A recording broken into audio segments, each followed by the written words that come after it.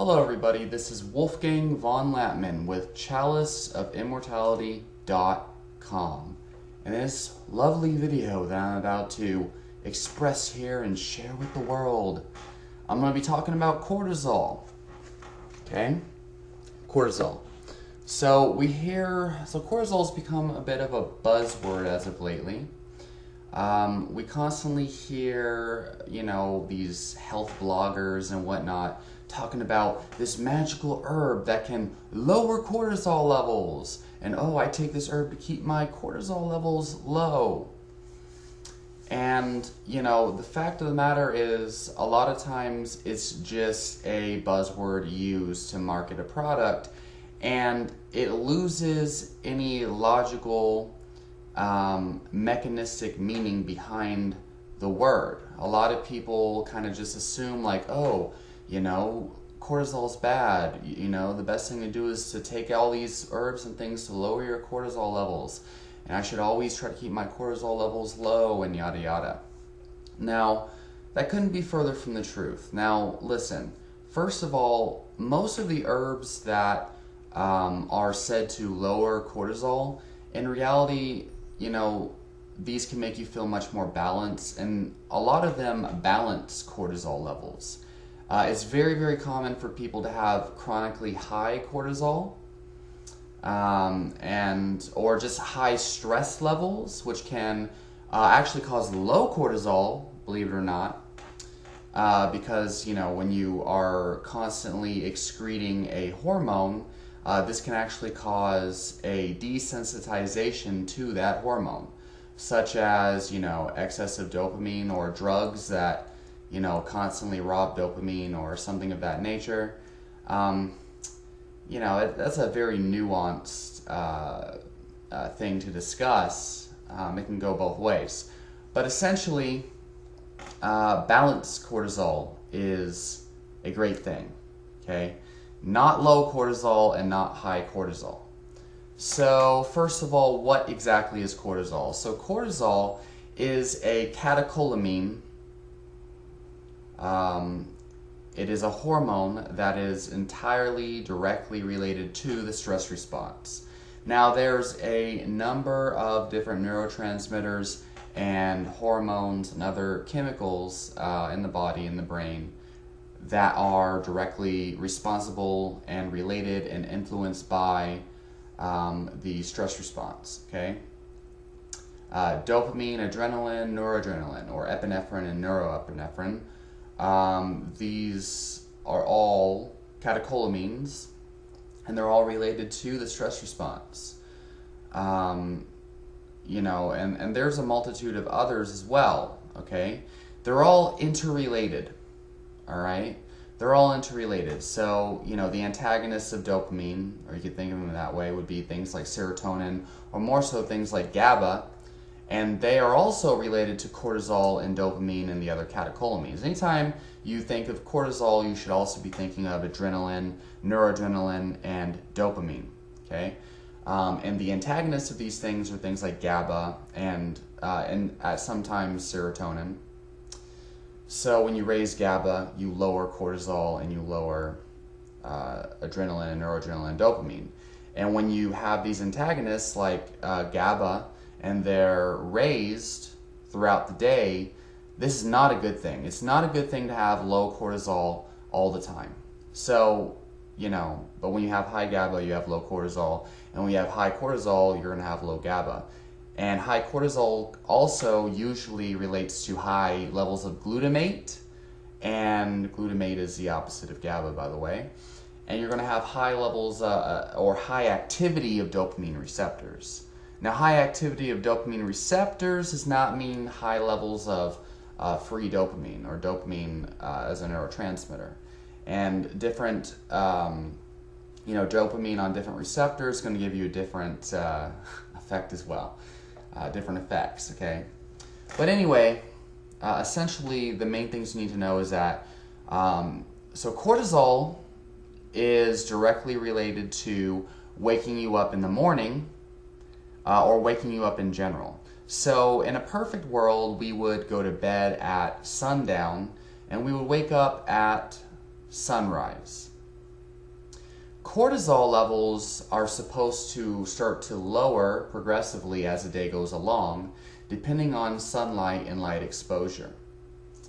If you have too much artificial lighting and things like that going into the afternoon, cortisol might stay elevated chronically, and melatonin will not be able to be released.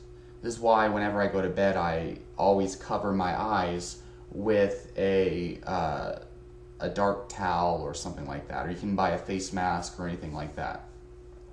Because even if there's a small bit of light, the darker it is, the more darkness around your third eye as well, I feel. That's just my own suspicion. But your regular eyes, the more darkness you have, the more melatonin can be released, and you can have a healthier, deeper sleep. And anytime you wake up in the middle of sleep, you can think of this as cortisol and adrenaline. Because I know for a fact, if I hear a loud noise, my heart rate just jumps, and I wake up out of a deep sleep or a REM sleep. I'm like, what the fuck was that? That's adrenaline. That's the fight or flight response. It's cortisol. It's like, oh, I'm ready. And then it can be harder for you to fall asleep, to fall back to sleep, if you allow yourself to be, in that cortisol state, in that scared state. So this is how cortisol kind of relates, okay? And adrenaline, catecholamines relate. You got to think in terms of categories rather than just cortisol to sleep. And then when you wake up in the morning, like, at a baseline, if you feel really groggy and whatnot, that's because there's no cortisol.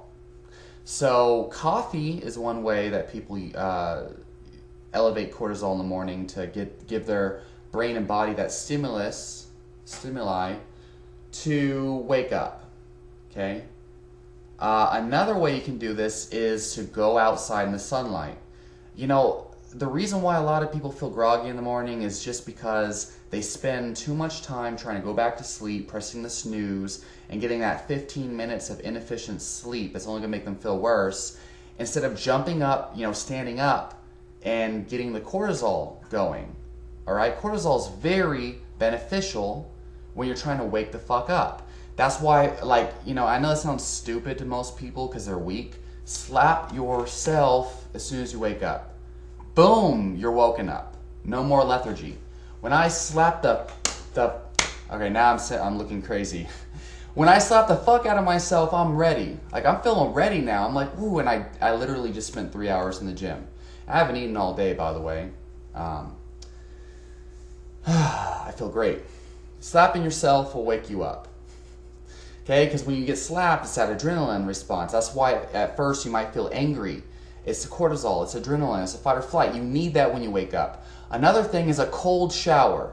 This is one of the benefits of cold showers and why people feel so energized when they do cold showers over time. And also it's why in the morning, the first thing when you wake up, you don't want to feel cold water. It's why you feel so uncomfortable. It's because cortisol is raising. That's a good thing. It'll wake you up.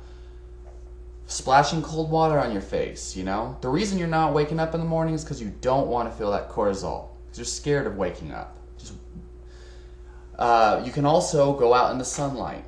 As soon as I, stand up, I get all my stuff ready for the gym and I go outside. If that sunlight hits me, I am ready. If I feel the cool breeze, I am ready. That sun activates cortisol. If you're not a morning person, if you have trouble sleeping at night, if you just feel a lack of energy, if you're chronically stressed, all of this is imbalanced cortisol. It's all related. Doesn't mean it's necessarily caused by it. The solution is not to add more cortisol or reduce it.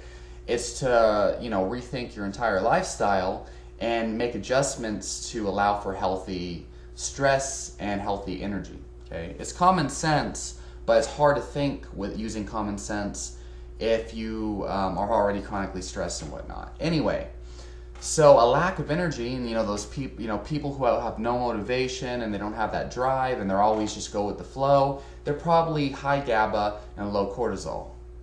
Okay, people who are chronically stressed, they could have high cortisol. They could also have low cortisol and imbalanced dopamine. There's a variety of different things that could be happening with them. So anyway, So other symptoms and effects of high cortisol levels can be excessive hostility, excessive aggression. You could have sporadic firing of dopamine receptors. So one thing I notice is when I have Facebook activated, and especially if I'm like using Facebook throughout the evening and at nighttime, it's hard for me to sleep because this activates dopamine and cortisol, and I have sporadic firing of dopamine receptors, and I can't sleep until I let go and let that dopamine and cortisol lower down. I have to, the more dopamine and cortisol you have built up throughout the day, the longer it's going to take for you to, for that to subside and to lower down. The key is when you have this going on before you go to bed, you put a dark thing over your brain, over your head, so that your melatonin and antagonists of cortisol and dopamine can be released. It'll take a long time though. It'll take a while depending on how long you've had that, you built up that dopamine and cortisol. So if you're chronically stressed, you can take herbs that claim to lower cortisol, lower cholesterol, right? No, lower cortisol levels, and high cortisol or imbalance of cortisol does also directly relate to cardiac events. Okay, we know that when we're in a fight or flight response. See, most people think of cortisol as stress. Like, you have to think in terms of reality versus these names. Okay, and it'll help you understand what these hormones actually are and whatnot too. When you're chronically stressed, your breathing usually is going to reflect that. You're going to breathe more like faster. Heartbeat's going to be faster. You might have shallow breathing. You might have over-breathing syndrome, in which case you need to breathe in less and breathe out more. You need to really just slow down your breathing. Work on gentle, silent breathing. And the more relaxed you are, the lower your heart rate should be. Now, for me, I have this nifty little heart rate monitor, which I find very, very beneficial. It's a great tool for, keeping track of your heartbeat and whatnot. And it can tell you how stressed you are, how stressed your body is, right? Because the more stress your body's under, the more your heart rate will be. And right now, I'm pretty fired up and passionate, and I just got back from the gym. My heart rate's only 88. Which is not resting. Resting heart rate for me is about 55 to 60. Anyway, so yeah, for you to have this kind of enthusiasm that I have, you can't expect to have that with low cortisol. If I was making a video and I had abnormally low cortisol, I would be really, really chill and flowing. If you've ever watched a guy named Infinite Waters, Ralph Smart, I actually like that guy. I know a lot of people might be like, holy crap, like you watch him too? I don't really watch him as much anymore, but back when I was suffering from a lot of issues and whatnot, life issues, he definitely saved me. But him, especially in his earlier days, he's a great example of calm, relaxed, and low cortisol. Now, I'm not saying that's necessarily a bad thing, but when you have low cortisol, you're going to act like he does, like so calm, so chill, almost all of the time. And that can be a bad thing, but it can be a good thing as well. The key is understanding that, I'm just giving you an example of cortisol and how it can be seen in people. If you are taking action towards your goals every single day, that's a sign of a healthy cortisol and healthy dopamine. Dopamine and cortisol are directly related, okay? Low cortisol levels can also directly impact prolactin.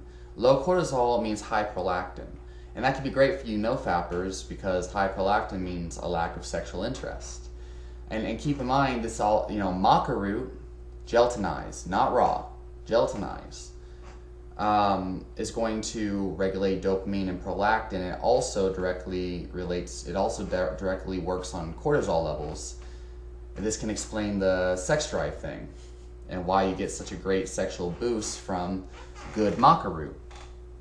It's because high prolactin means low sex drive. So when you take maca, it lowers prolactin, it raises dopamine, and it balances out your cortisol and catecholamines, which at first can be daunting for some people, but over time will prove to be very beneficial. And chronic masturbation means excessive firing of dopamine, okay? Too much pornography and too much Facebook and just too much searching for the next pornography video, the best pornography video, constantly reaching towards novelty, and also instant gratification, okay? Choosing instant gratification over, you know, relax, like, hey, I can do this and enjoy the journey, and I'll get the big benefits over time. Instant gratification, high cortisol, impulsive behavior, pornography addiction, excessive Facebook and checking Facebook and scrolling through Facebook and scrolling through anything, Instagram. These are all cortisol. This is all dopamine. And these activities will turn your brain to mush. And you'll feel it and you'll know it. But when you're addicted, you won't be able to accept it. You'll be in denial. And your brain you're the addiction. It's going to trick you. It's going to be like, oh, you know, people overhype this, you know, this and that. It's not as impactful of a deal as most people make it out to be. No. If you excessively masturbate, if you masturbate at least once a day, yeah, that's not good. I know it sounds like, oh no, we were meant to masturbate, blah, blah, blah. Shut the fuck up.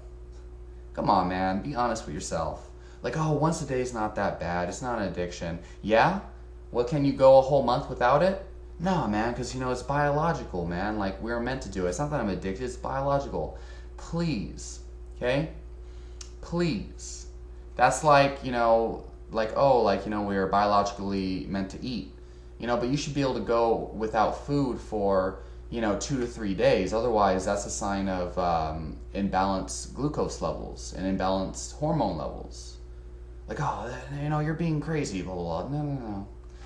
I'm telling you, there's a reason why people get social anxiety, why people feel, you know, overly stressed and have, you know, erectile dysfunction, all sorts of stress-related issues when they are fapping, and especially watching porn. Listen, fapping is one thing, porn's another. Pornography is a no. Maybe we're meant to ejaculate. We're meant to have sex with the opposite sex. We're not meant to just ejaculate, you know, needlessly, because the whole purpose of ejaculation is to spread our DNA, and that's what we want, survival of DNA. So ejaculating, you know, with no partner, no, that's not what we're meant to do. Okay? That's a justification for your bad habit. But pornography? No. If you think for one second, oh, we're meant to ejaculate, so pornography is all right, you're fooling yourself. Okay? Ejaculation's one thing, masturbation's one thing, but pornography is another, and this is the key. So the big thing I'm trying to get here is that excessive addictions can keep cortisol elevated, and sporadic activation of dopamine and dopamine receptors is going to be there, and it's going to negatively impact your life. That's what we're talking about here. So keep that in mind. These are all correlated.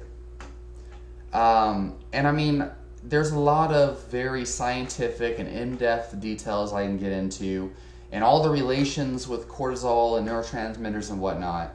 But I'm just trying to get a basic level understanding for the vast majority of people. Because from here, you can do deeper research on your own time, and you'll have a better idea of how to interpret what people are saying in regards to cortisol and all these other things. All right, I can get deeper into this, but I just want people to know how important cortisol is and what it really is and the reality behind high and low cortisol levels. Okay, it is empirical. It's empirically beneficial for energy, but it doesn't mean you should just take a lot of cortisol, get a lot of cortisol, and boom, no, you'll be fucked. It also doesn't mean you should just remove cortisol from your life. Relaxation, deep breathing, squared breathing, silent breathing, which is my favorite, meditation, I always say that, visualization, exercise, all these things, tonic herbalism, and specialized medicinal nutrition for your purpose in life and for who you are and for what you want out of your being and your health. These all impact cortisol. Okay, these all are related. These will all help you balance cortisol. But if you think you can take a cortisol blocking, let's just say a cortisol blocking pharmaceutical drug to keep cortisol low, that's not going to end well. This is the key to understanding like benefit versus like excess and extreme. Okay, keep in mind like oh, high cortisol versus low cortisol, you know, that's a pharmaceutical mindset. You know, oh, lower cortisol, lower cortisol. The same thing goes for anything like, oh, too much dopamine creates schizophrenia.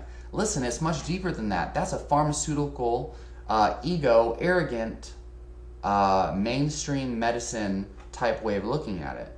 You have to see the whole picture. You have to see it's more about balance. Strive for balance and you'll be so much better off. Trust me. That's what I've done. That's why I'm so much better off now. You could see, probably hear it in my voice compared to my earlier videos. I was all messed up. Look at my earlier videos. I was all messed up. Part of the thing that's transformed me now is health used to be kind of like the savior. I was always looking for like, oh, like what's wrong with me? Now I'm like, whoa, I feel so great. I'm no longer looking for what's wrong with me. But I've got all this great knowledge because that's what started it. Health used to be a scapegoat for me. That was my passion in life. But now I found my passions in life. Health is part of it. Seeing reality for what it is part of it. Logical thinking, philosophy, critical thought, this is all part of it. But I've got a deeper purpose now. And so health isn't do or die anymore. It used to be when I was sick. But I've cured all my things. I'm good now, for the most part. I mean, you know, everybody has downfalls in life. But you understand what I'm saying. So, you know, and this is why I feel like I have a lot of, you know, my information should be taken seriously, is because I'm not suffering from illness like a lot of these health gurus and professionals seem to be. I've overcame it, and I've studied all aspects, connecting the dots, etc. Anyway, I don't mean to sound narcissistic or like I know everything, and I don't mean to sound condescending. I just really hope that, you know, my intention for this whole video is just to shed some deeper understanding of things, okay? And I appreciate everybody who comments on my videos. Once again, sorry if I seem a little too assertive or, you know, dominant or aggressive. That's not my intention. I just really care about honest truth and logical thought, balanced thinking, balanced health, balanced life. Anyway, leave your comments and questions down below. Let me know what you think, and feel free to debate me. I love that, okay? I love everyone. Have a great day.